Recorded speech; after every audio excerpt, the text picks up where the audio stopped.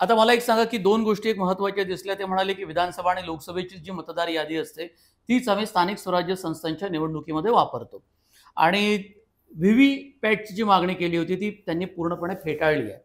कुठल्यातरी वेगवेगळ्या कलमांचा आधार देत त्यांनी म्हटलं, की स्थानिक स्वराज्य संस्थांच्या निवडणुकीमध्ये व्ही-व्ही-पॅट उपलब्ध करून देता येणार नाही. असं आहे, पहिली गोष्ट अशी की या मतदार यादीच्या संदर्भामध्ये त्यांनी 1 जुलैची तारीख निर्धारित केली.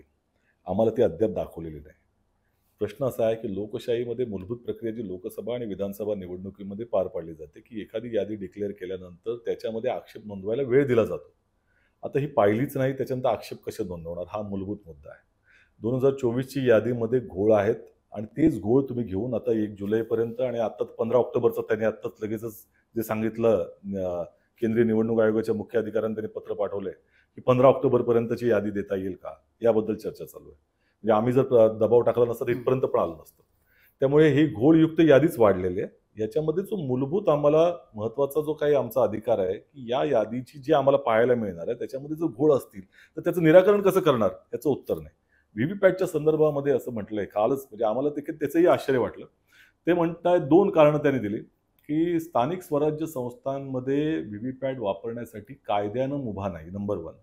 नंबर 2 त्यांनी म्हटलं, की अनेक प्रभागांमध्ये 3-3, 4-4 उमेदवार असतात आणि त्यामुळे व्ही-व्ही-पॅटमध्ये ते कसं दिसेल याच्यासाठी ती त्या पद्धतीनं टेक्निकल इव्हॅल्युएशन कमिटी त्याचा अजून अभ्यास करते. अशा पद्धतीचं त्यांनी 2 कारणं दिली.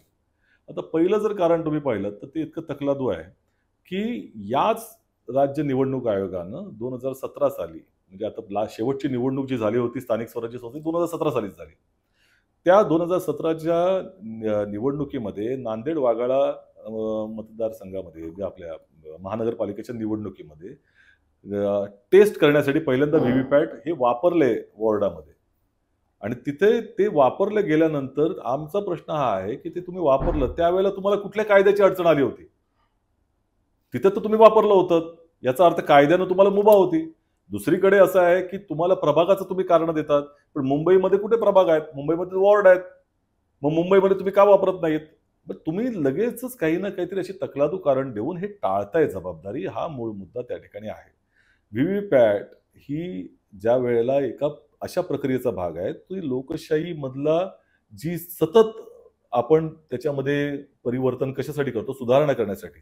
अधिकाधिक ती सिस्टीम जी आहे ती प्रबळ झाली पाहिजे. अधिक त्या ठिकाणी पारदर्शक झाली पाहिजे. यासाठी सगळ्या संविधानिक संस्थांचा कल असला पाहिजे. त्यांची ती जबाबदारी आहे. त्यामुळे व्ही-व्ही-पॅट आले कशाला त्यावेळेला, की ईव्हीएम मशीनमध्ये त्यावेळेला आक्षेप नोंदवले होते, की याच्यामध्ये आम्हाला कळत नाही कोणाला मतदान केलेलं आहे.